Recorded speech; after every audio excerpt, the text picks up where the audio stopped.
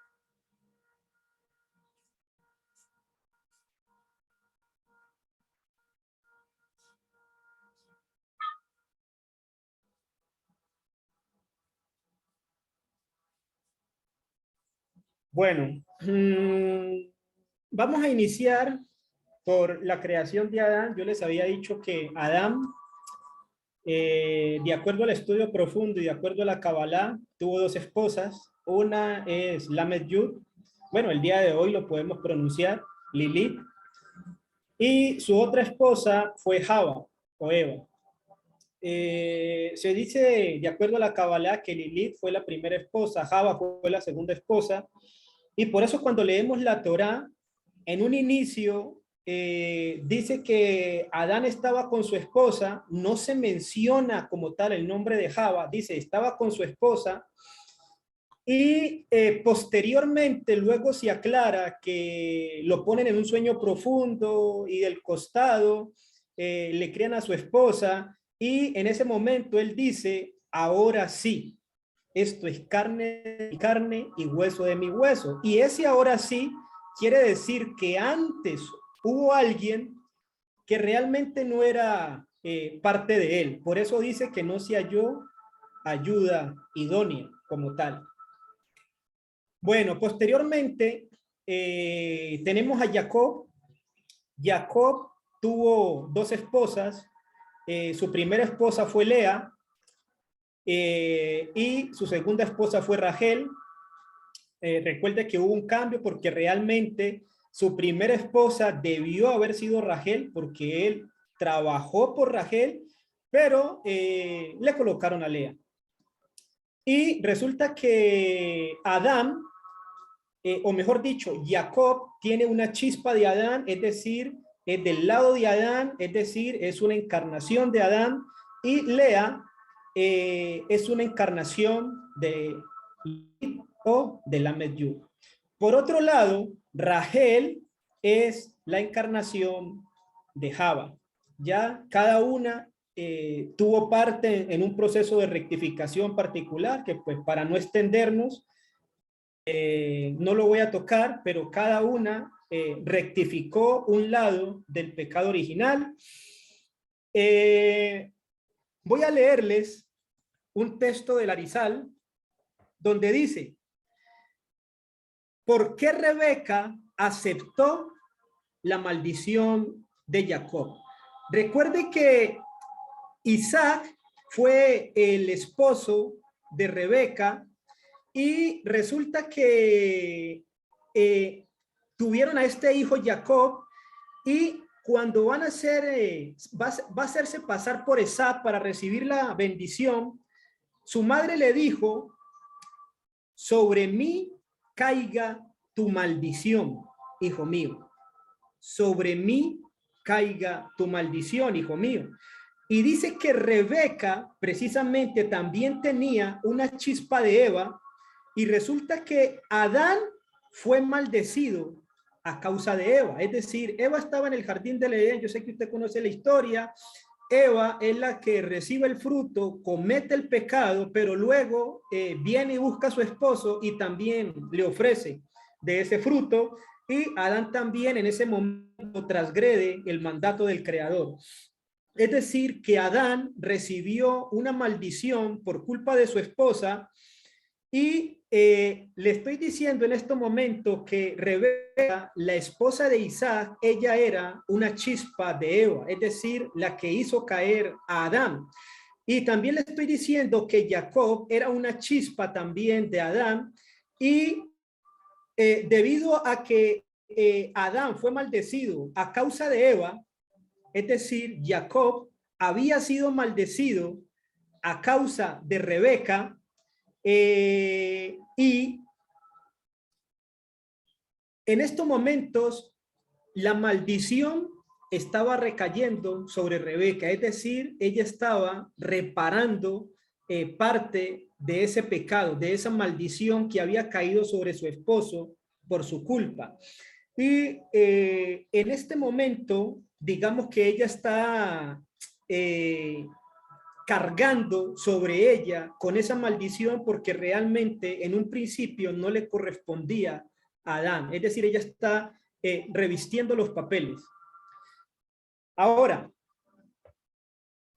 posteriormente, nosotros vemos en el texto de Bereshit 30, bueno, en el Bereshit 30, en el versículo 21, vemos que el nacimiento de Dina, aquí toda una explicación que su mamá oró para que, porque Dina no iba a ser niña, ella iba a ser niño, y para que su hija, perdón, para que su hermana Rachel no tuviera menos hijos que las concubinas, porque cada concubina ya había tenido 2 y Lea había tenido 6 hijos.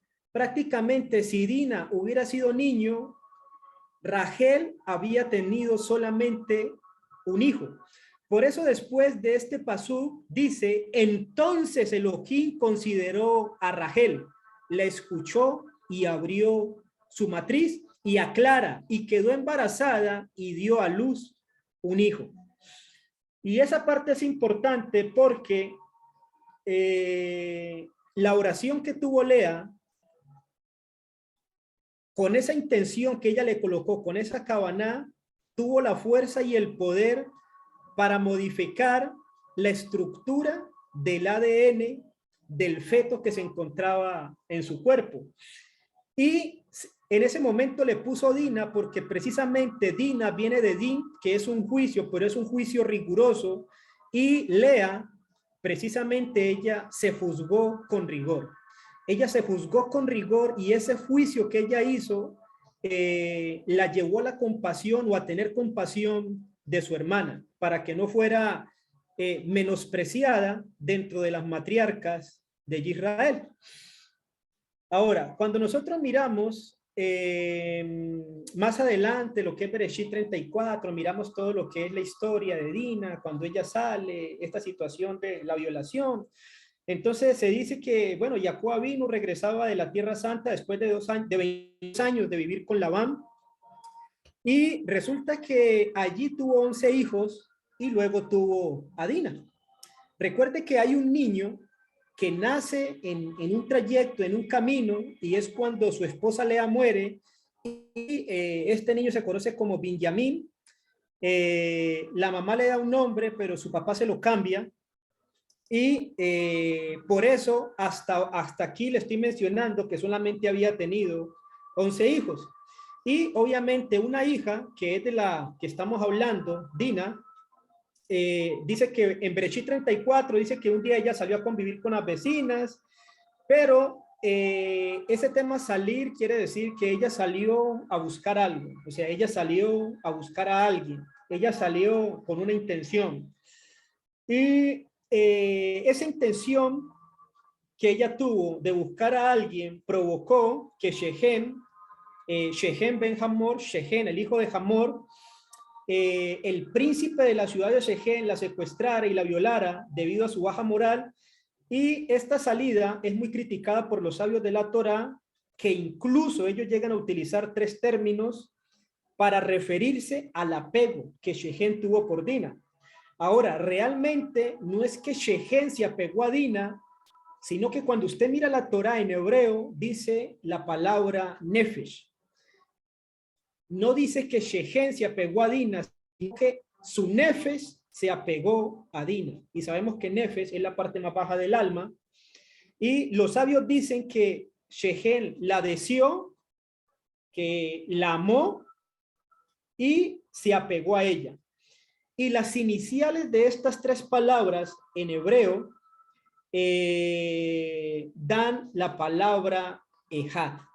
Las iniciales de la palabra amar, desear y apego forman la palabra Ejad, que ya sabemos que se traduce como unidad. Realmente la Torá, como lo decía el More ayer, no dice que la violó. Habla de acostarse, habla que se acostó con ella, pero no dice que la violó. Y de violar a acostarse es muy diferente, porque se pudiera interpretar que realmente Dina consintió la situación, ¿ya? O sea, consintió como tal el allegarse a Shechem. Es decir, no es que él la obligó, sino que hubo algo que fue en mutuo acuerdo.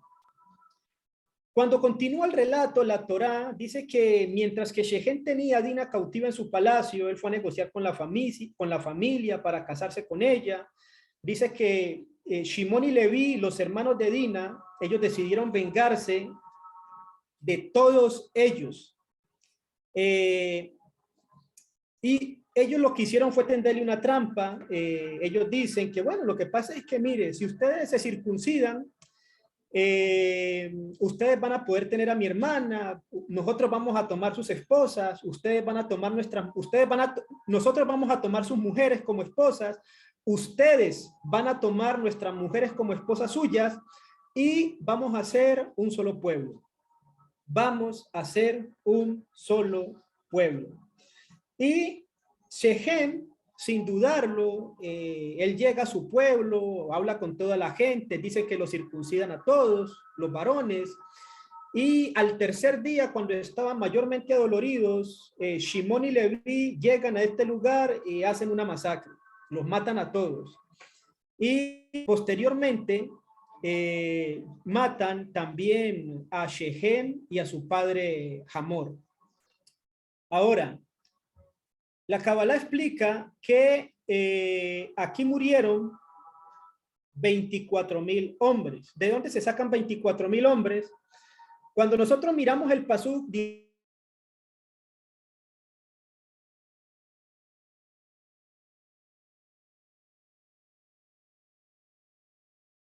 tienen la letra Aleph, pero el pasuk 18 no tiene letra Aleph. Como usted lo mira acá, el pasuk 18 que le acabo de resaltar no tiene ni una sola letra Aleph. Posteriormente, del pasuk 19 al pasuk 22 encontramos 24 letras Aleph. 1, 2, 3, 4, 5, 6, 7, 8, 9, 10, 11, 12, 13, 14, 15, 16, 17, 18, 19, 20, 21, 22, 23 y 24. 24 letras Aleph en el pasú que dice que el joven no tardó en hacer aquello, es decir, habían hablado el tema de la circuncisión, versículos anteriores, y el pasú 19 dice que el joven, o sea, Shechem, no tardó en hacer aquello, o sea, que el tipo fue el primero que se circuncidó, luego llegó a la ciudad y circuncidó a toda una cantidad de gente, y de aquí se deduce, o está implícito, que son 24. Miren, en la parte de abajo le estoy diciendo que la letra Aleph, que se desglosa Aleph, Lamed, Pei, Sofit, es decir, como se escribiría Aleph, sabemos que Aleph vale 1, pero de la misma manera como se escribe Aleph, también se escribe la palabra Elef. Y Elef equivale a 1000. Ahora, si usted mira la Torá esta para allá de Pinjas, cuando habla del conteo de las tribus, cuando dice que eran 24,000, 25,000, 50 y tantos mil, usted va a mirar que al final dice Elef, es decir, te está diciendo un ejemplo, 36 Elef, 1000, 36,000. Y precisamente esa Aleph representa la unidad, es decir, la unidad individual. Si yo multiplico esos elef, esos 1000 por 24, me da 24.000 y por eso se dice cabalísticamente que la cantidad de hombres que se circuncidaron en la tierra de Shechem eran 24.000 hombres. 24.000 hombres en total. Resumiendo este hecho, se llega a la siguiente conclusión.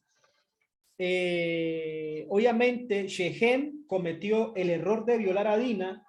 ¿Por qué se dice violar? Porque se dice que Dina tenía 13 años. Y recuerde que en el momento de tomar a una joven como esposa, el hombre interesado tenía que hablar con el padre. Y resulta que Shechem no lo hizo así. Si usted mira la historia de Bereshit 34, dice que él llegó, la tomó, se acostó con ella, pero luego van a hablar con el papá. O sea, luego para poder formalizar la relación es que vas a ir a hablar con el papá cuando ya pasó lo que tenía que pasar. Entonces, por eso se habla como tal o por eso se refieren a violación. ¿Cómo así que tenía que hablar el interesado con el papá? Cuando usted mira la situación de Abraham buscando su esposa para Isaac, él mandó a su siervo Eliezer allá donde Betuel, y resulta que había una joven Rachel, y cuando Eliezer va, primero él habla con los padres y le dice, yo soy siervo de vuestro hermano Abraham, o sea, de nuestro familiar Abraham, él tiene un hijo y está buscando una esposa, y si a ustedes les parece, pues que esta jovencita sea la esposa, es decir, primero él va y habla con los padres, y hay una situación de acuerdo donde los padres consienten que esa relación efectivamente se lleve a cabo, que esa unión se materialice, se lleve a cabo como tal. Posteriormente, cuando usted mira la historia de Jacob con Labán, él va y habla con Labán, mire, tengo esta situación, estoy enamorado de Rachel, entonces yo la quiero como esposa, y específicamente Labán le dice, bueno, si tú la quieres esposa, vas a tener que venir aquí, trabajar 7 años, y primero también hay un acuerdo ya entre padre y el novio para poder que se lleve a cabo esa unión marital. En esta historia de Bereshit 34, en la historia de Dina, no pasa así. Dice que él la tomó, bueno, se acostó con ella, ya sabe por qué el tema de violación o por qué se dice que es violación. Y posteriormente, él habla con su papá, con Hamor, para que hable con el papá de Dina, para que se la entregue como esposa. Hizo las cosas al revés. Eso prácticamente, digamos lo que es un breve resumen de la situación que estaba pasando, por qué se dice que es violación, pero resulta que después de esto, él está dispuesto a convertirse, dejando atrás toda idolatría y emprender el camino hacia el Dios de Dina, hacia el Elohim de Dina. Por eso el tipo acepta circuncidarse, pero por interés. Es decir, me voy a circuncidar, pero no por voluntad propia. Me voy a circuncidar porque si me circuncido me van a entregar a esta como esposa. Entonces lo hizo por interés. Y con él lo hicieron 24.000 súbditos, porque Shechem era rey. Y los otros 24.000 eran los súbditos de su tierra. Es decir, mi príncipe, Shechem, él se está circuncidando, entonces él me está dando la orden que me circuncide, me voy a circuncidar porque detrás de esto hay una cantidad de mujeres del pueblo de Israel que yo voy a poder tomar también. Es claro que ellos murieron como Yehudí, porque el requisito para ser parte del pueblo es la circuncisión, la Brit Milá, así lo establece el pacto de Abraham. Dice que todo aquel que corte vuestro prepucio será contado como uno del pueblo. Por eso Shimón y Leví le dicen a ellos, si ustedes se circuncidan, vamos a ser como un solo pueblo. Es decir, en el momento que se cortaron el prepucio, ya eran del pueblo, o sea, ya eran contados como el pueblo de Israel como tal. Ellos murieron siendo israelitas. Y hay una situación con Dina, porque luego de la masacre, los hermanos van al palacio, van a traer a Dina, pero de acuerdo a la Kabbalah, Dina no quería regresar con sus hermanos. Dina no quería regresar a su pueblo. Y incluso ella estaba dispuesto a alejarse de Elohim. Es decir, en ese momento con el acto ella estaba negando a su Dios y estaba dispuesto a aceptar las costumbres de las culturas de Shechem. ¿Por qué todo esto? Porque, y vamos a tocar este tema, Shechem y Dina eran almas gemelas. Como eran almas gemelas, Shechem se desesperó, la quiso tomar y cuando la tomó, dice que le habló al corazón de la joven y posteriormente es que él viene a negociar con la familia, con el papá, pero ya en la cabeza de los hermanos, digamos que estaba el concepto, o sea, primero la tomaste y luego vienes a hablar con nosotros. Primero tenías que venir a hablar con la familia y reclamarla como esposa, pero hiciste las cosas al revés. Y por eso los hermanos, en su afán, en su ira, digamos que realizan toda esta masacre, pero Dina, ella, por ese acto de renunciar a sus raíces espirituales y apegarse al pueblo gentil, ella tenía que realizar una reparación. Resulta que todos ellos reencarnaron y regresaron cada uno con su misión. Shechem debería recibir una oportunidad para comprobar su lealtad a Elohim, al Dios de Israel, y no caber en la provocación femenina, que es lo que pasó con Dina y Shechem. Hubo una provocación, por eso dice que ella salió. Por eso les decía que ella salió con una intención. Ella salió a hacer algo, ella salió a buscar algo. Por eso Shechem tiene que regresar y no caer en la provocación femenina, y sus 24,000 hombres, es decir, sus súbditos, ellos debían regresar precisamente como parte del pueblo de Israel, porque resulta que todos ellos se circuncidaron, es decir, ellos ya eran parte del pueblo y como eran parte del pueblo, tenían que regresar siendo parte del pueblo. Por otro lado, Dina, ella había negado sus raíces espirituales y al renunciar a las raíces espirituales, la reparación de Dina era regresar a los caminos de Elohim. Es decir, ella no podía regresar siendo parte del pueblo porque ella estaba dispuesta a renunciar a su pueblo. Como estaba dispuesta a regresar a su pueblo, la reparación de ella era regresar al pueblo, ella tenía que regresar en una de las otras naciones, pero no como parte del pueblo. Y Shimón y Leví, precisamente, que ellos fueron los que realizaron la matanza, ellos también tenían que regresar y hacer una reparación. Ahora, cuando el pueblo de Israel estaba en el desierto, casi por llegar a la Tierra Santa, Balag, el rey de Moab, él temió a Israel, y bueno, él contrató los servicios de Balaam para que él maldijera al pueblo de Israel. Usted sabe que el Creador no se lo permitió, no lo logró, pero al final ellos dan una recomendación, dicen, mira, este es el pueblo del Creador, él le ha dado unos mandatos, unos preceptos, la única manera de que ellos reciban un castigo es de que quebranten los preceptos, porque en el momento que quebranten lo que el Creador les estableció, el mismo Dios que los está protegiendo los va a castigar. Es decir, tú no te afanes por maldecirlos, no te afanes por pelear con ellos. Lo que tienes que hacer es que ellos quebranten los decretos. Y la recomendación que le da Bilam es de que utilice sus mujeres, las más bellas, las más hermosas, para provocar al pueblo, para que caigan en la tentación y posteriormente hacerlos caer en la idolatría. Incluso el rey de esta nación está dispuesto a que su hija Cosbi, que es una princesa, ella vaya y seduzca a los líderes del pueblo, que era lo que les había explicado en la parashá de Balak. Y resulta que Cosbi cautivó a uno de los líderes de la tribu de Shimón llamado Sinri, el hijo de Salú. Sinri la tomó y a pesar de ser un hombre muy importante, porque se explica que Sinri era el tercero después de Moshe y Aarón. Es decir, primero estaba Moshe, luego estaba Aarón y luego estaba Sinri.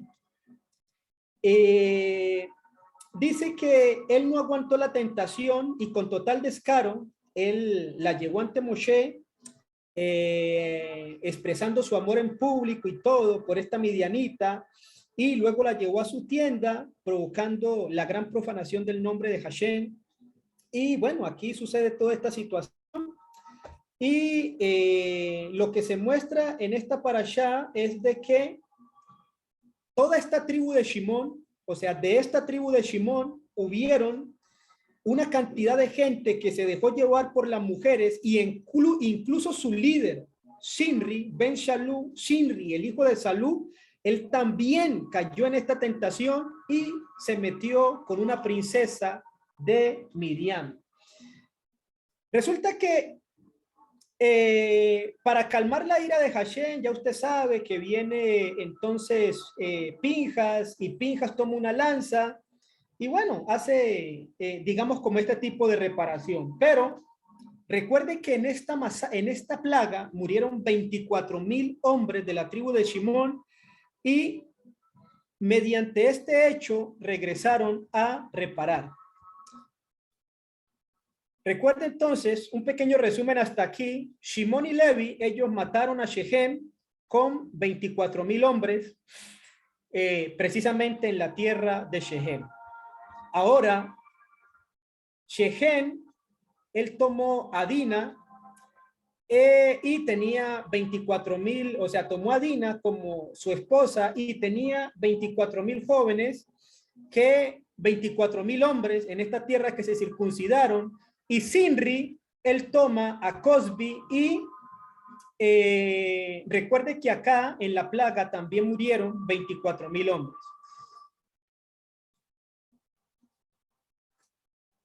Lo que estamos mencionando es que en el caso de Shechem y Dina, ellos tenían que llegar a reparar. Shechem, escuche bien, Shechem, que quiso convertirse en un israelita, y él era un príncipe en la tierra de Shechem, y él era un líder que tenía 24,000 súbditos bajo su cargo. Luego, precisamente, él retorna en la tribu de Shimón, porque Shimón fue quien mató a Shechem, y él regresa a reparar. Dina, en realidad, ella regresa como Cosbi, es decir, Sinri es una reencarnación de Shechem y Cosbi es una reencarnación de Dina. Y los 24,000 que murieron en la plaga de la tribu de Shimón son los mismos 24,000 que murieron en Shechem. Recuerde que Shechem era líder, era príncipe en la tierra de Shechem, y Sinri también era príncipe dentro de las tribus de Israel. Él era el príncipe de la tribu de Shimón. Shimón fue el que mató a Shechem. Dina, que había rechazado sus raíces, luego por eso ella regresa fuera del pueblo, ella regresa como una midianita, pero resulta que en esta oportunidad, digamos que ninguno reparó, ya ninguno hizo lo que tenía que hacer. Entonces, en consecuencia, podemos afirmar que ninguno de ellos reparó. Sinri, es decir, Shechem, y Cosbi, es decir, Dina, ellos volvieron a tener relaciones prohibidas y los jóvenes cayeron de nuevo en la idolatría.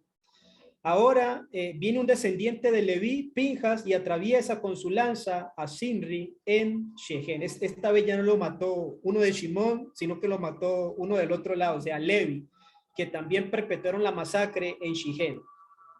Resulta que a todos ellos se les da una tercera y última oportunidad. Shechem y Sinri reencarnan en Rabí Akiva, por eso les decía el tema de Rabí Akiva, que al principio de su vida el tipo era un inculto. Él se destaca por el gran odio que sentía por los jajamín del pueblo de Israel. Él realmente los odiaba, no quería saber nada del pueblo. El motivo es que en su viaje anterior él se enfrentó con Sinri. O sea, cuando él fue Sinri con Cosbi, o sea, él se enfrentó contra Moshe. Y recuerde que Moshe era una eminencia y por eso él odiaba a los sabios del pueblo de Israel. Él no quería nada con ellos. Y precisamente también un gran rabino, Pinjas, bien lo mató y lo humilló. Entonces, por eso el tipo sentía tanto odio por el pueblo de Israel. Por lo tanto, sin saber por qué él sentía odio hacia ellos, incluso Rabbi Akiva, él dijo en cierta ocasión, cuando él era muy joven, y él veía pasar un jajamín, él decía, ¿quién me dará el poder? Benahashenu Kahamor, y lo morderé como un burro. Y sus alumnos le decían, ¿será que querás morderlo? ¿Será que quieres morderlo como un perro? No, como un burro. Él les insistía. Como un burro, y aquí explican los sabios del Sod que la verdadera razón de esta frase, de querer morderlos como un burro, fue que el origen de Rabí Akiva precisamente fue Shechem. Y recuerden que Shechem era hijo de Hamor, y la palabra Hamor en hebreo es burro. Hamor fue el padre y la palabra Hamor también significa burro. Por eso él decía, lo morderé como un burro, pero él no sabía por qué esa parte lo inclinaba hacia esas actitudes, pero todo tenía una raíz espiritual de vidas pasadas, de una vida anterior. Entonces, posteriormente, Rabí Akiva emprende un camino de regreso a casa. Ya el tipo hace Teshuvá y se convierte en uno de los jajamín más grandes del pueblo de Israel, a diferencia de Sinri, que fue una persona muy grande espiritualmente, pero él cayó por una mujer. Rabí Akiva, que era inculto, el tipo era rebelde, alcanza la cima por una mujer. Ahora, entendemos lo que sucedió con los alumnos de Rabí Akiva. Ellos murieron en una epidemia y fueron exactamente 24,000 alumnos. Ellos eran los mismos 24,000 que murieron en la parashá de Balak y eran los mismos 24,000 que murieron en Shechem. Pero esta vez ellos repararon convirtiéndose en jajamín, alejados de la idolatría y apegados a la Torá, y por supuesto sin pensar en relaciones prohibidas. Esta vez el líder de ellos, Rabí Akiva, que la vida pasada como Sinri los llevó al abismo y los provocó perder todo y morir en la epidemia, en esta vida también fue su líder, pero en esta ocasión los enaltece y los eleva y fallecen de la misma forma, pero esta vez ya reparando. Este es el motivo por el que no aparece en los escritos ningún lamento de Rabí Akiva por perder a sus 24,000 alumnos, ya que pues él sabía que habían logrado su reparación y su perfección. Uno de los motivos por lo que hasta hoy, lo que yo les decía, guardamos los días de luto en el Omer, es precisamente por la muerte de los 24,000 alumnos de Rabí Akiva. Pero resulta que la vaina todavía no está aquí, ya que Shechem y Dina, ellos tienen que encontrarse. Es decir, aquí la reparación de los 24,000 de Shechem y los 24,000 de Sinri se está cumpliendo con los 24,000 alumnos de Rabí Akiva. Ellos a la final se convirtieron en eruditos de Torá, se convirtieron en jajamín. Ellos enseñaban también dentro del pueblo, estudiaban Torá. Es decir, que la conversión que hicieron allá en Shechem cuando se circuncidaron, realmente no fue por un interés, sino que fue por el objetivo de convertirse al Creador y agradar a Elohim. Esa era el ticún que ellos tenían y esa fue la reparación que completaron en los tiempos de Rabí Akiva cuando se convirtieron en eruditos de Torá. Pero resulta que todavía es la situación de Shechem y Dina, es decir, de Sinri y Colby, porque ellos tienen que encontrarse y hacer o completar totalmente su reparación.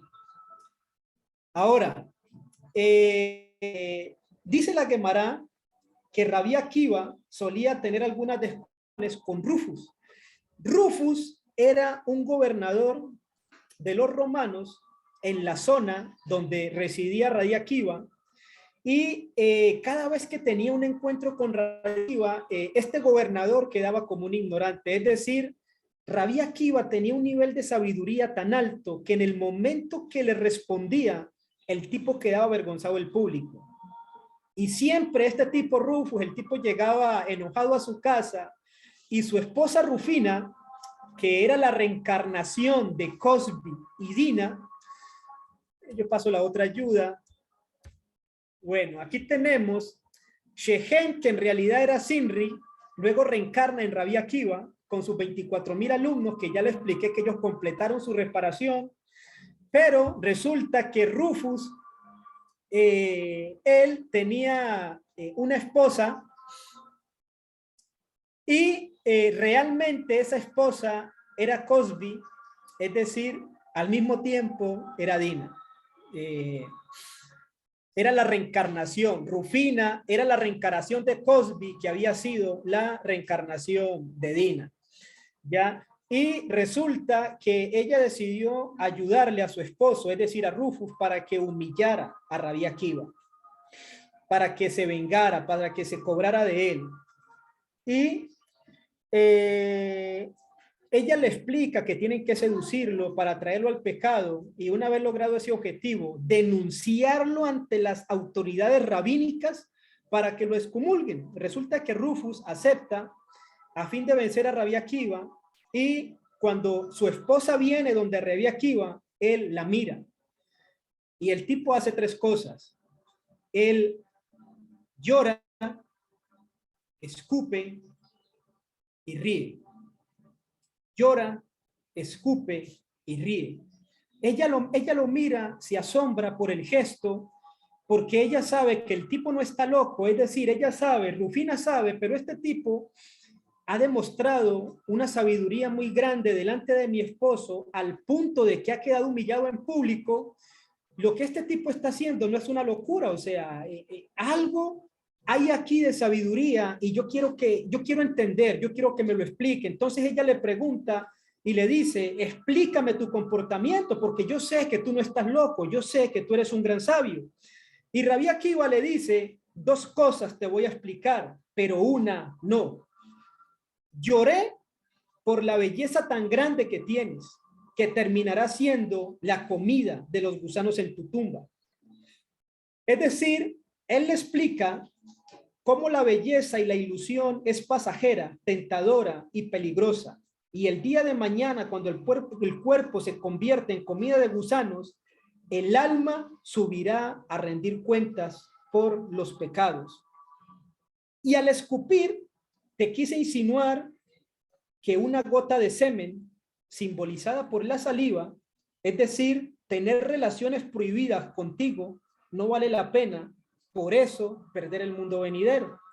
¿Y por qué te reíste?, le pregunta la esposa de Rufus, es decir, Rufina. Y Rabí Akiva le dice: eso no te lo voy a responder, quizás en algún momento te lo diré, pero este no es el momento. Y esas palabras, esa respuesta que dio Rabí Akiva penetraron tanto en la mente de Rufina y le hicieron pensar en tantas cosas, que al final ella tomó una decisión radical, y ella le exige el divorcio y se convierte al judaísmo. Rabí Akiva tenía una esposa que fue Raquel. Más adelante vamos a hablar de ella, solamente para que la tenga referenciada. Raquel fue la esposa, la primera esposa de Rabí Akiva, y resulta que cuando ella muere, Rufina se separa. Bueno, realmente ya se había separado de su esposo Rufus, y cuando muere la esposa de Akiva, cuando muere Raquel, Rufina se convierte en la esposa de Akiva. Es decir, esas dos almas se volvieron a encontrar, Y en ese momento Rabí Akiva le dice, ahora entiendes por qué me reí. Es decir, Rabí Akiva sabía que al final ella era su alma gemela e iban a terminar volviéndose a encontrar para hacer el proceso de rectificación. Mire, para final del asombro, Rufina, recuerde que Cosby estaba negando al creador allá en la época de Shechem, por eso reencarna en una mujer fuera del pueblo de Israel y no hizo reparación, luego vuelve fuera del pueblo de Israel como Rufina, pero en esta ocasión ella hace teshuvá y se convierte a Elohim. Y posteriormente se termina casando con un gran erudito de Torá, como lo fue Rabí Akiva. Pero resulta que, digamos que aquí se completa ese proceso de reparación de Dina, que al mismo tiempo fue Cosby en la época de Rufina, se completa ese proceso de rectificación y ambos completan ese proceso de rectificación en su alma. Pero hay un tema asombroso que se comenta con la muerte de Rabí Akiva. Si usted de pronto buscara sobre este gran erudito y usted mirara su vida, va a mirar una historia y dice que Rabí Akiva es detenido por los romanos y es condenado a muerte. Y esta muerte se llevó de una forma demasiado cruel. En esa época tomaron unos peines metálicos, los calentaron al máximo y comenzaron a peinar su piel con estos peines, es decir, lo desollejaron vivo. Y cuando lo estaban peinando, él comienza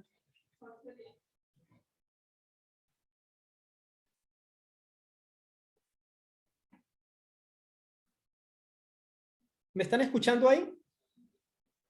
Sí. Sí, Alex. Sí. Perdón, lo que pasa es que se me salió. Bueno, listo. Cuando lo estaban peinando, resulta que él comienza a recitar el Shema. Viahabta et Adonai Eloheja ubhol nafsheja. Y amorás al Eterno tu Dios con todo tu corazón y con toda tu alma. Es decir, al tipo le están quitando la piel en vida y él está recitando el Shema. Y los alumnos que estaban presentes le preguntaron, ¿cómo logras mantener la fe bajo estas condiciones? Y él respondió, toda mi vida deseé santificar en mi muerte el nombre de Elohim, y ahora que tengo la oportunidad, ¿no he de aprovecharla?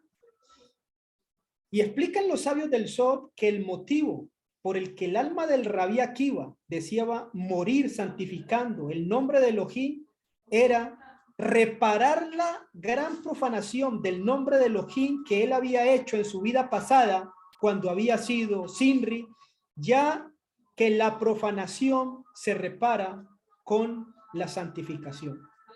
La profanación se repara con la santificación.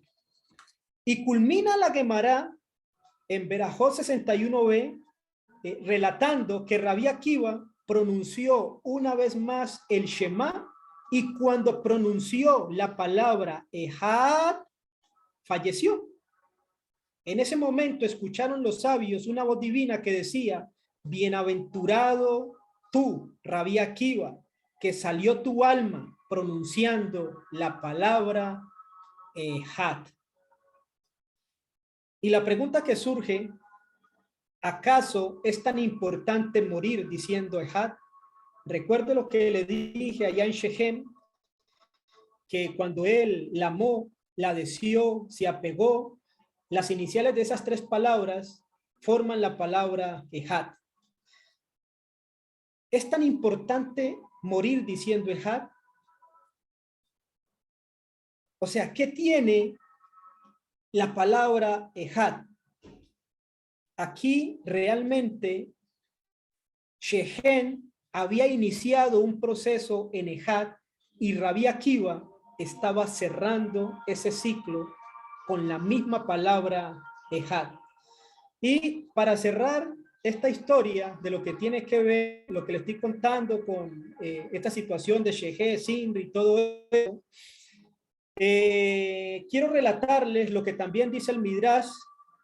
Dice que cuando los romanos terminaron de matar a Rabí Akiva, arrojaron su cuerpo a la cárcel, no le dieron una sepultura digna, y esa noche se presentó un anciano desconocido a un alumno de Rabí Akiva, de los posteriores alumnos de los 24,000. Obviamente él siguió enseñando, obtuvo otros alumnos, y uno de esos alumnos se le aparece a este anciano desconocido, y ese alumno se llamaba Rabí Yehoshua Agarcí.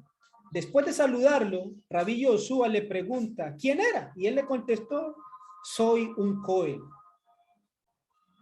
Vine para sacar a Rabí Akiva de la cárcel y llevarlo a enterrar. Y el alumno le dice, pero señor Cohen, las cárceles están cerradas y protegidas por los guardias. Y este anciano le responde, Dios nos ayudará.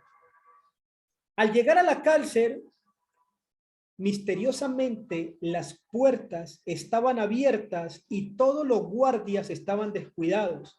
El Cohen entró, cargó el cuerpo de Rabí Akiva y él y el alumno se fueron caminando hasta la ciudad de Qurrim y allá enterraron el cuerpo de Rabí Akiva hasta donde todavía descansa. Al finalizar preguntó Rabí Yehoshua al anciano, me dijiste que eras Cohen. ¿Acaso no sabes que un Cohen no puede tocar un cadáver por su santidad? Le contestó el anciano, basta, no indagues. Y además, este Talmid Jajam no impurifica. Y aclaran los sabios que ese anciano era Eliyahu Anabí, el profeta Elías, reencarnación de Pinjas a Cohen, el cual vino a dar la medalla de reparación a Rabí Akiva, es decir, a Simri, ya que el mismo, o sea, Pinjas, fue quien mató a Simri y lo cargó por todo el campamento anclado en una lanza, y prácticamente eso fue una gran humillación para Simri en el campamento, pero también infligió temor en el resto del pueblo de Israel para que no cometieran la misma falta que había cometido Simri con Cosbi. Es decir, en estos momentos Pinjas, que realmente era la reencarnación del profeta Elías, estaba también completando un proceso de reparación. Y en este caso estamos viendo un ejemplo de una falla de varios no reparada en su primera reencarnación, tampoco en la segunda, pero que se está logrando en la tercera, porque la Cábala explica que el alma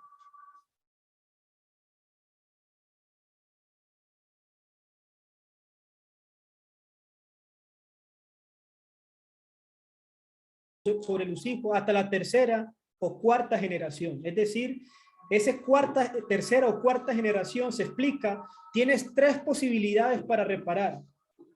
Si en las tres no reparas, tu alma prácticamente borrada, como si no hubiera existido. Pero si en esas tres encarnaciones tú reparas, aunque sea algo mínimo, tu alma adquiere mérito para encarnar infinidad de veces y reparar el daño. Es decir, podría venir una cuarta, una quinta, una sexta, una séptima, octava, novena, décima, etcétera, etcétera, etcétera. Por eso se dice que los que hoy estamos aquí ya pasamos esa tercera. Es decir, algo insignificante hicimos en una vida pasada que alcanzamos el mérito para seguir viniendo hasta completar nuestro tikkun, nuestro proceso de reparación. Ahora, recuerde que yo le dije que Rabí Akiva tuvo una esposa que fue Rachel. Y esto también es sorprendente. Mire, Rachel Imenu, es decir, Rachel, nuestra matriarca, ella es el símbolo de la piedad y la bondad espiritual, ya que cuando nosotros observamos la historia, vemos actitudes que son aparentemente difíciles de entender y comprender ante la lógica racional, pero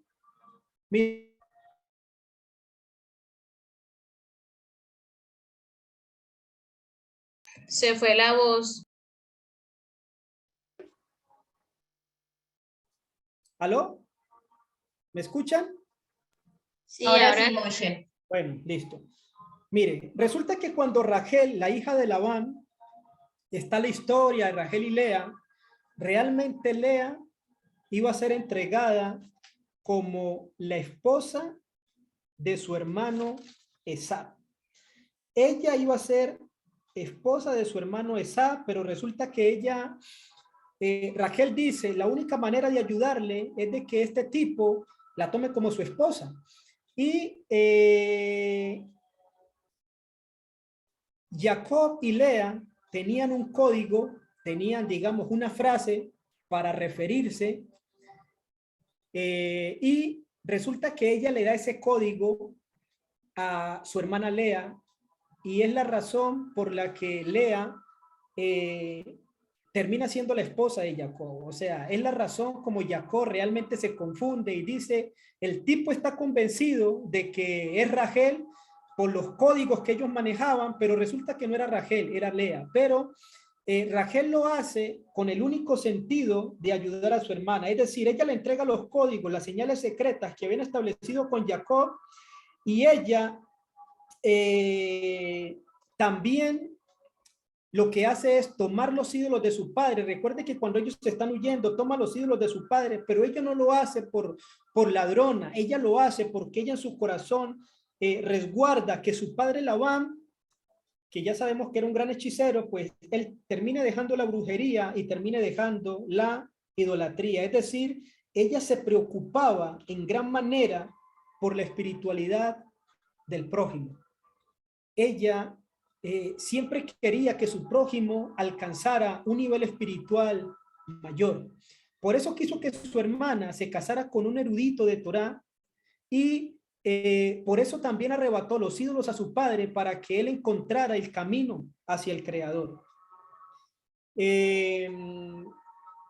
Estas actitudes se debían también pues a la preocupación por la espiritualidad, como le dije, para que su hermana no fuera obligada a casarse con Esab, perdiendo el nivel, porque sabemos lo que representa Esab.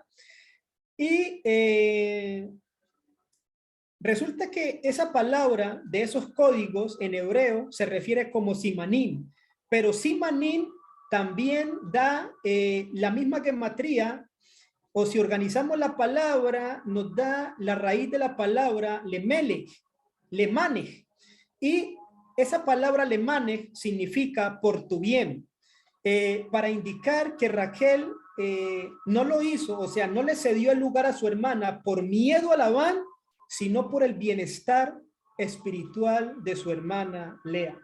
Y esa es una cualidad maravillosa de Rachel, y precisamente en el momento de que todos se empacaban para empacar de la casa del tramposo Labán, ella por eso es que le quita las estatuas, para que él abandone la idolatría, para que él crea en Elohim, para que él encuentre el camino, y ella no las destruye, porque recuerda que ella las había escondido.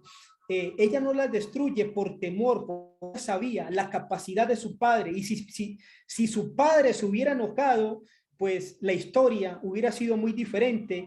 Pero si su padre los encuentra, ella dice, bueno, yo los tomé, pero aquí están, no pasó nada. Digamos que hubiera menguado la ira de su padre, ¿ya? Pero posteriormente ella termina destruyéndolos. Su padre no los encuentra y ella los destruye para acabar con ese símbolo de idolatría. Y al igual que velaba por la espiritualidad de su hermana y de su padre, Rachel quiso ayudar a Jacob, a Avinu, a alcanzar la cima espiritual, apoyándolo y luchándolo para que él pudiera lograrlo, o sea, para que alcanzara mayores niveles espirituales.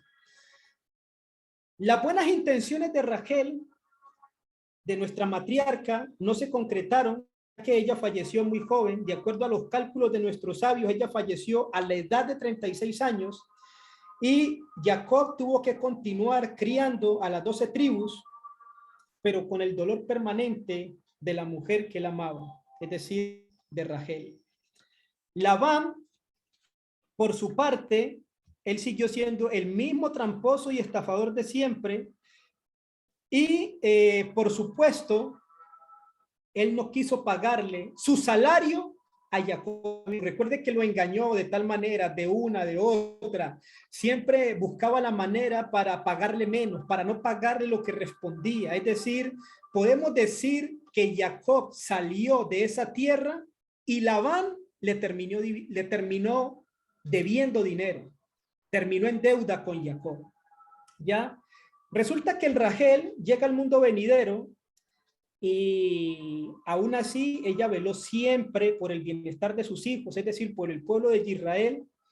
Y sabemos que gracias a sus plegarias, cuando salimos del exilio, Dios le prometió que algún día él nos regresará a la tierra prometida, a la tierra Kadosh. Pero al parecer, de acuerdo a la Kabbalah, ella no rezó solamente por sus hijos, sino que también oró por su padre, por Labán, rogándole a Dios, igual que hizo con Abraham Avinu, con su familia, que le diera a Labán la oportunidad de regresar y reparar. Recuerde que Abraham venía de una familia idólatra y bueno, lo que ella hace es pedirle que así como hizo con Abraham, que le dé la oportunidad a Labán de regresar y reparar esa área de la idolatría. Y efectivamente, yo les decía el miércoles, les tocaba algo. En la época del rey David, ella regresa, Labán regresa como el famoso Nabal a Carmelí, es decir, Nabal, el que vivía en el monte Carmelo. Mire que lo curioso, en hebreo, el nombre Labán y Nabal tiene las mismas letras, pero en diferente orden. Una nun, una bet y una lamed. Labán se escribe lamed, bet, nun, sofit. Y Nabal se escribe nun, bet, lamed. Y de ahí concluyen nuestros sabios que realmente Nabal era la reencarnación de Labán. Pero ¿quién fue este tipo? Bueno, de acuerdo a lo que miramos en el libro de Reyes, él fue un hombre muy rico, pero también fue muy avaro, igual que Labán, o sea, la misma característica. Un día el rey David, al oír del rey Shaul, se escondió en un lugar desértico al lado de la gran finca de Nabal. Y a este tipo lo robaban, le robaban el ganado, sus ovejas y todo esto, pero al llegar David con su ejército a esa zona, se acabaron los robos, porque la gente, los ladrones decían, si yo voy y robo, de pronto me termina cogiendo David y sus tropas y me terminan quitando la vida. De esta manera, David se convirtió indirectamente digamos que en el guardián del ganado de Nabal, el del Monte Carmelo. Resulta que al acercarse Rosh Hashanah, David vio que sus soldados carecían de comida y bebida digna para las festividades que se aproximaban. Por tanto, él mandó mensajeros a Nabal pidiéndole que como recompensa por la protección de sus bienes que le estaba dando David y su ejército, le entregara alimentos y bebidas. Y Nabal, cuando usted mira la Torah, dice, ¿quién es este David? ¿Ya? Y resulta que Nabal se niega rotundamente, ya que siguió también en este viaje con los mismos pasos de Labán. Avaro, tacaño y codicioso. O sea, hasta el momento el tipo no había corregido nada. Seguía igual. Recordemos que los años de vida, una parte se le donó, o sea, los años de vida de David, una parte también se le donaron de parte de Jacob Avinu, y por tanto David digamos que tiene una chispa como tal de Jacob. Y él vuelve a ser el pastor de Nabal. Es decir, él cuidaba a los rebaños de Nabal, que era la función que estaba haciendo David. Es decir, David había sido ungido como rey, él está huyendo de Saúl y termina llegando a este sector donde estaba Nabal y de manera indirecta termina prestándole seguridad a su ganado, a su rebaño, que era lo mismo que hacía Jacob en la época de Labán, cuidar los rebaños de Labán. Es decir, la historia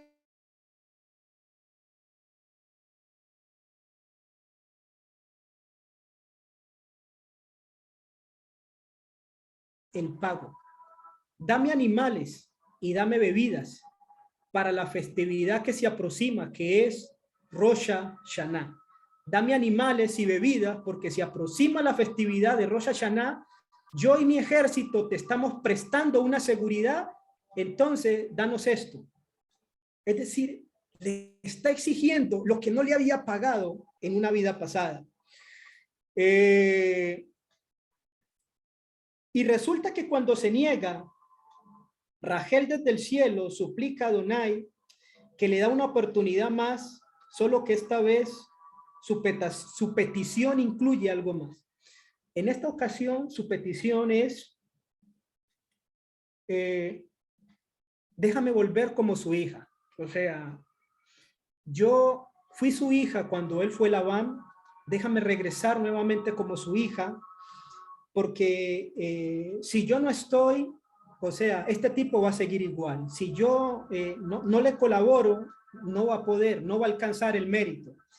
Y el Creador le concede esto, y de aquí deducen los sabios que quien inicia una misbah tiene que terminar esa misbah. Es decir, no la puedes dejar a medias. Si la inicias, tienes que completarla. Y si no la completas, estás obligado a regresar hasta que la culmines. Y antes de la destrucción del segundo templo, vivió en Jerusalén un hombre muy rico llamado Calba Sabúa, que se traduce como perro saciado. En realidad, este no era su nombre, sino que es la expresión con la que la gente lo conocía. ¿Ya? Es como la gente se refería a él, a Calba Sabúa, perro saciado. Y le decían así, no por malo, sino porque era un hombre extremadamente generoso. Era un hombre que ayudaba a los pobres, ya que incluso un día alguien se le aproximó y le pidió que le ayudara en gran manera, y este tipo no lo dudó, no lo pensó, sino que le colaboró, lo reparó. Y se dice que él inclusive llegó a sostener a los estudiosos de Torá de su época. Es decir, con su riqueza, él ayudaba a los jajamín, a los estudiosos y a los sabios de Torá.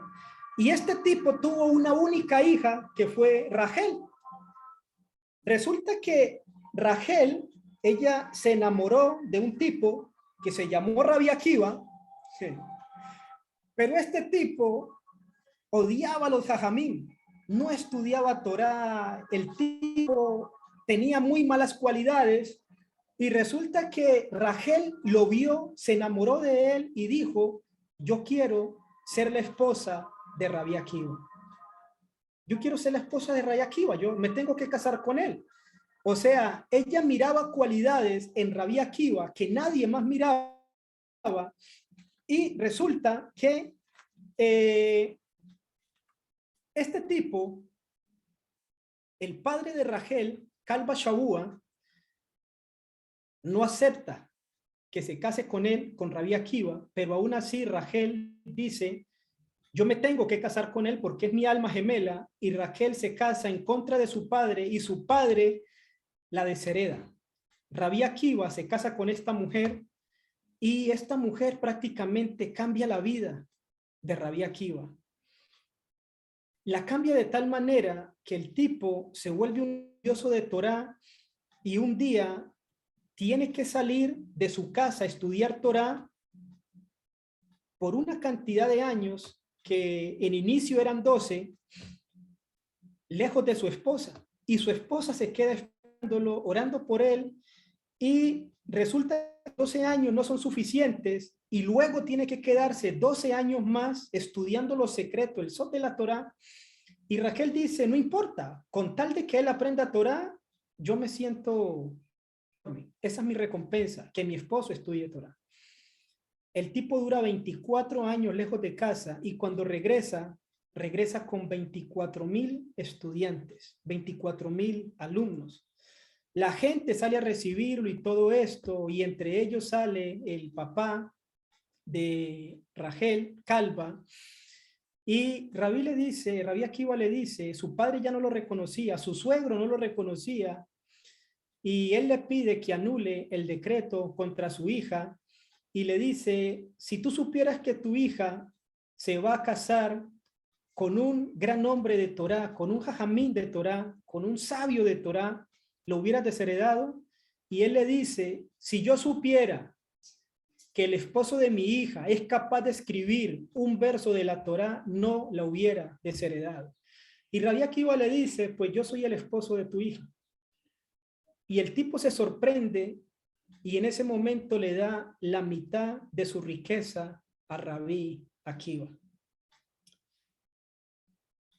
Rabí Akiva tenía una chispa también de Jacob Avinu en él, y se había encontrado con Rachel, que había iniciado ese proceso de reparación y no había alcanzado, y en esta encarnación, en esta vida, completa esa encarnación con Jacob, con su esposo, y de igual manera Sinri Cosby, que también es esposa de Rabí Akiva, luego de la muerte de Rachel, completa ese proceso de reparación con la chispa que había en él de Shechem, es decir, de Hinri, que reposaba sobre Rabí Akiva. ¿Cómo así? Me estás diciendo ahorita que Rabí Akiva, me estás hablando que Jacob, me estás hablando que sí, o sea, me estás volviendo loco ahorita. Dentro de un alma, dentro de un cuerpo, no solamente puede haber un alma, pueden haber diferentes almas haciendo un mismo proceso. Es decir, ¿cómo te explico? Ahorita está el cuerpo, un ejemplo de Alexis. Tenemos el cuerpo de Alexis, pero resulta que hay almas que tenían que cumplir un proceso de rectificación. Un ejemplo, 2 almas tenían pendientes un proceso de rectificación de guardar Shabbat. En esta encarnación hay una mujer que se llama Alexis que está guardando Shabbat y esas 2 almas reposan en ella y se le adhieren para cumplir ese proceso de rectificación que tenían pendiente. Y ese es un caso que estamos viendo aquí, tal como lo explica la Kabbalah. Pruébame. Mire, Akiva ben Yosef es el nombre de Rabí Akiva, y si nosotros sacamos la gematría, vamos a tener que nos da 395 más las palabras, más las letras que tiene el nombre de Rabí Akiva, que son 11, 395 más 11 nos da 406. Y Sinri ben Salú, que estamos hablando del Sinri de la Parashá Balak, la gematría de este nombre nos da exactamente 406. Por otro lado, la manera como se refiere a Jacob, hay una parte o hay una letra que es Abir Jacob, que es príncipe Jacob, esa no la coloqué. En hebreo tiene las mismas letras de Rabí Akiva, es decir príncipe Jacob, hacer permutación de letras, encontramos el nombre Rabí Akiva. Y es por esto que los sabios explican y deducen que dentro de Akiva, dentro de Rabí Akiva, obviamente estaba esa chispa de Zimri ben Shalú, completando su proceso de rectificación, también estaba una chispa de Jacob. Esa chispa de Jacob hizo la reparación con su esposa Lea, que era la reencarnación de Lea, que había venido como la hija de este millonario, que era la reencarnación de Juan y que estaba haciendo su proceso. Ya usted me va a entender por qué Labán le entrega la mitad de su riqueza a este tipo, Rabí Akiva, porque realmente le estaba pagando la deuda que tenía con Jacob, que era la chispa que también reposaba sobre Rabí Akiva, que eran los dineros que no le había pagado cuando Jacob custodiaba los rebaños de Labán. Ahora, para terminar y cerrar, quiero hablar de Pinjas. Recuerde que Levi fue uno de los que mató a Shechem junto con Shimón, y recuerde que Pinjas era levita y él reencarna como Eliahú Anabí, y posteriormente se dice, de acuerdo en la Kabbalah, que él es el ángel Sandalfón. Bueno, esta parashá, si usted miró la Haftará, habla específicamente del profeta Elías. Habla de Eliyahu Anabí.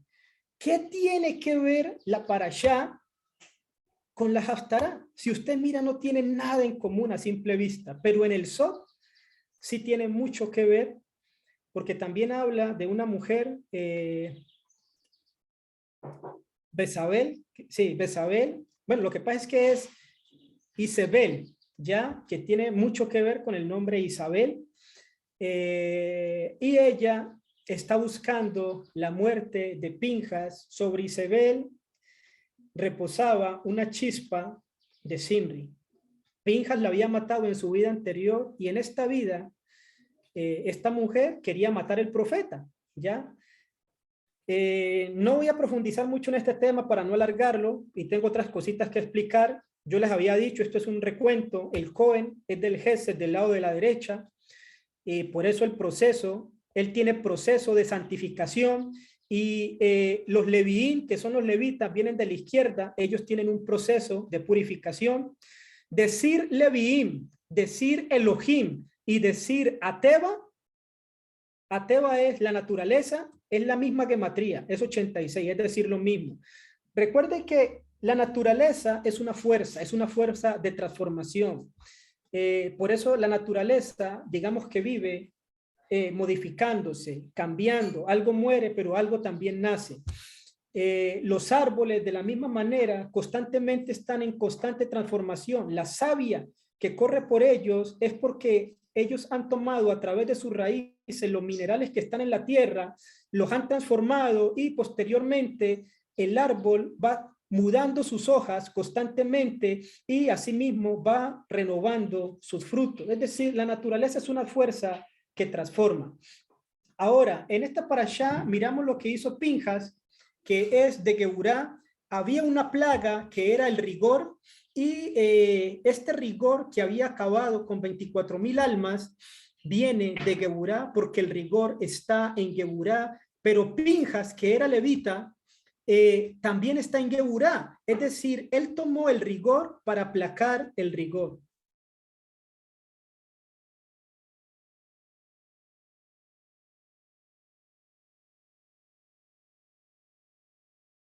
Misma cepa de la enfermedad, y prácticamente lo vuelven una vacuna, y lo que te están haciendo en la vacuna es aplicarte la misma enfermedad, ¿ya?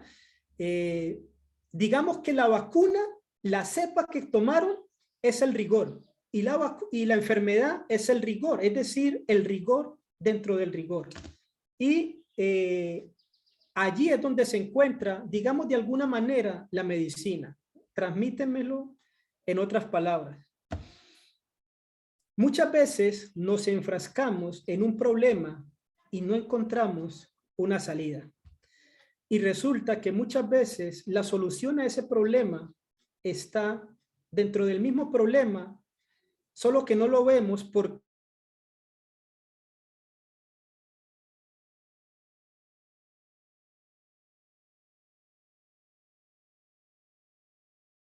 ejecutar, no la podemos poner a trabajar. Ya Pinjas, que es del rigor, cuando vio la situación de la plaga, él dijo, pero esto es una plaga, o sea, esto viene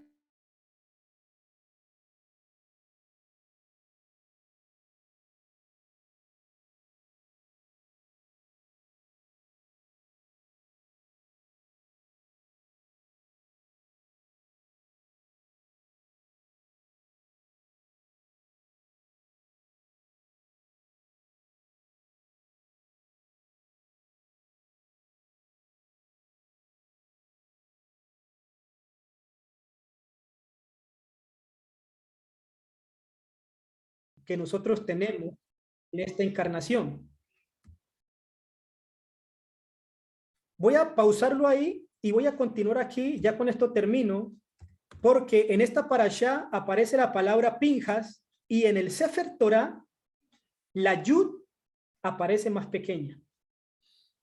Hay Sefer Torah en los que no, Sefer Torah en los que la Yud aparece más pequeña de lo normal. Y sabemos que en la Torah nada está al azar. ¿Por qué la Yud aparece más pequeño? Porque lo de menos es lo de más y lo de más es lo de menos. ¿Cómo así? Lo de menos es lo de más y lo de más es lo de menos. Mire, lo de más, en un ejemplo casero, es cuando se está preparando los alimentos en casa, porque obviamente es un gran sacrificio.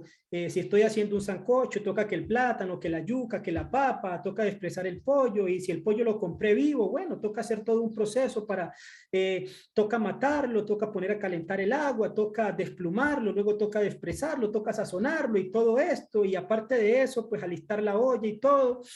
Y lo de menos es ponerle la sal. Es decir, lo de menos es ponerle la sal a la sopa que estoy preparando en comparación con todo el trabajo que he tenido que realizar para poder tener todos los ingredientes listos.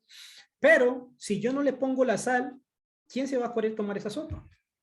¿Ya? Es decir, algo que está simple, sin sabor ni nada, puede tener el mejor pollo, las mejores verduras y todo esto, pero si no lo sazoné con sal, nadie se lo va a querer comer, o sea, la gente le va a hacer el feo. Por eso lo de menos es lo de más y lo de más es lo de menos. Y es lo que está pasando aquí con el tema de la yud, que aparece más pequeña. Cabalísticamente se aconseja, cuando se visualiza en esta parashá el nombre Pinjas, visualizar la yud y en la meditación que hacemos, visualizar que la yud toma su forma normal. Es decir, hay un crecimiento de la yud, ¿ya? Y es como si la energía de la parte más elevada en esos momentos me estuviera influenciando. Dicho de otra manera, está alimentando mi árbol de la vida, está alimentando mi alma como tal. Y en la palabra shalom, cuando dice berit shalom, el pacto de shalom, el pacto de paz, la letra Vav aparece cortada a la mitad de manera horizontal. Recuerde que la letra Vav representa, cuando le envié la Vav representa el miembro del hombre y la Yu representa la esperma, representa lo que es el semen, haciendo referencia a la sexualidad. Pero la Vav también representa el hombre en su nivel Ruach, es decir, en su nivel de emociones. Curiosamente, ¿alguien sabe en la Torá dónde se menciona la muerte de Pinjas? ¿Alguien que me pueda decir? No, la Torá en tal porción muestra que murió Pinjas, menciona la muerte de Pinjas. No, no menciona. No lo menciona. Pinjas no murió.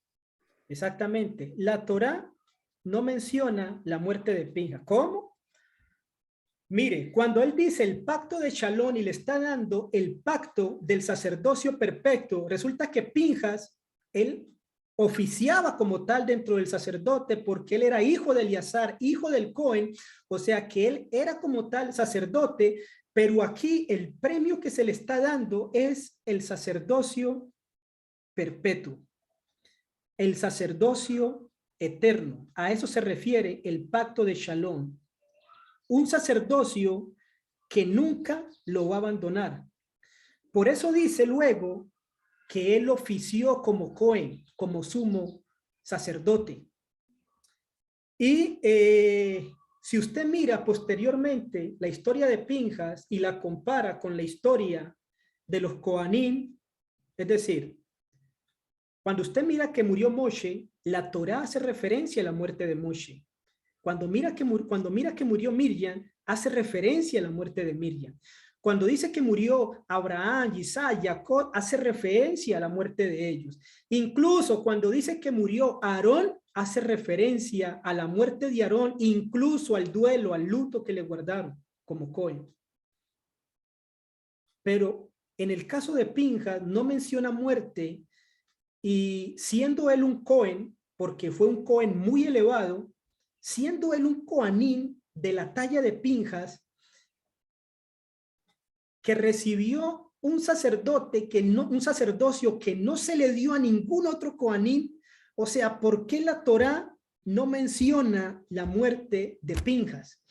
Y aquí dicen los sabios que Pinjas no murió.